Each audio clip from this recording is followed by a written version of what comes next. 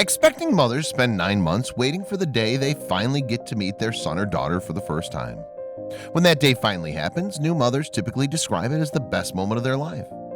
For an Indiana native, the day she gave birth to her daughter ended up being the worst of her life, as she was told her baby girl had died during birth. It wasn't until more than 6 decades later, however, that the woman discovered the truth. Hello, wonderful people. I'm Scott Leffler for WonderBot.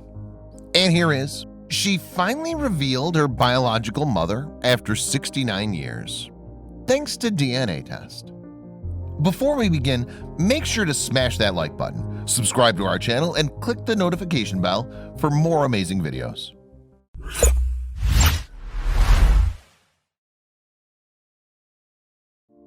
In 1949, Connie Moultrie was born in a small Catholic hospital in Gary, Indiana. After her birth, Moultrie was put up for adoption and taken to an orphanage. At some point, a couple from Southern California adopted her and brought her back to the West Coast. According to Moultrie, who's now 69 years old, she always knew she'd been adopted when she was a child and had been told that she'd been put up for adoption after her birth. Moultrie's adoptive parents only ever told her the name of her birth mother, Genevieve Purinton, who they claimed was a friend of a friend. When she was old enough to ask about her adoption, Moultrie's adoptive parents explained that they walked up and down the aisles of the hospital until they found me, and they just had to take me home. Moultrie explained to NBC News about her adoption story. My favorite bedtime story was how my parents walked up and down the halls of the hospital looking at all the babies until they found me, and then they stopped. It was sweet, Moultrie said. While her early childhood in Santa Barbara was happy, things changed drastically when she was just 5 years old. According to Moultrie, her adoptive mother passed away from cancer when she was 5 years old. Her adoptive father then remarried a woman who Moultrie claimed was abusive to her. Sometime later, Moultrie's adoptive father passed away after he was diagnosed with a heart condition. As a small child, Moultrie wished her biological mother would come and save her from her abusive stepmother.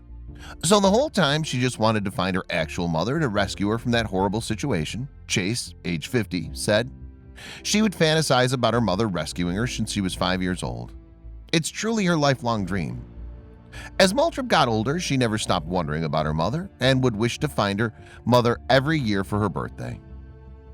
As an adult, Moultrie moved away from California and started her career as a nurse. In her 30s, she started actively searching for her birth mother. However, when Moultrie failed to find any information about her mother or any leads, she eventually gave up hope. However, that search was reignited when Chase got her mother a DNA ancestry kit for Christmas in 2017. Chase hoped it would finally be the key to finding out more about her past and potentially connect her to her family members that she never knew about. It was just a cool Christmas present, and it's completely changed our lives, Chase told NBC News. Moultrie, who now works in Virginia as a massage therapist, provided a sample of her DNA and then impatiently waited for her results to be sent to her. When they came back several weeks later, Moultrie started sorting through the information. She was stunned to learn she had almost 1,600 blood relatives. It took me a while to use it, but when I finally got the results, I went from having only 3 known relatives, a daughter and 2 grandchildren, to 1,600 relatives. I was floored, Moultrie told CNN. One of those relatives was a first cousin, who sent a message to Moultrie. She reached out to me. I told her my mother's name was Genevieve Mitch, and she said, "Oh, that's my aunt. And oh, by the way, she's still alive," Moultrie told Inside Edition. It was awesome, but I didn't know quite what to do with that, Moultrie added. The cousin offered to send her aunt a card and explained that she found Moultrie online. In the letter, Genevieve Purinton's niece also included her daughter's contact details. I couldn't believe it. I was going to meet my mother, Moultrie said. Then, on September 8, 2018, Purinton called her daughter and they spoke for the first time in 69 years. I was at church that day and I never wanted to leave early, but that day I did. Literally 20 minutes after getting home, my mother calls, Moultrie explained. I think I'm your mother, Purinton said when Moultrie answered the phone. You could have heard a pin drop, Moultrie explained. I said, oh my God. She wanted to remember if I knew my original name, Margaret Ann Mitch. She told her mother that she did remember. The pair talked for hours that day and now regularly speak over the phone. During those phone calls, Moultrie learned that her mother never wanted to give her up. In fact, Purinton planned on keeping her baby, but doctors told her that her baby had died. I asked to see the baby and they said she died. That's all I remember, said Purinton, now 88. At the time, Purinton was just 18 years old and left high school when her belly started to grow. According to Purinton, she discovered the father was actually married and planned to raise her baby alone.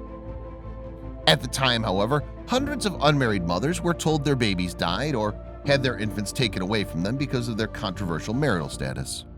Purinton didn't realize it at the time, but nurses at St. Mary's Mercy Hospital, which is now closed, tricked her into signing adoption papers, giving up her rights as Moultrop's mother.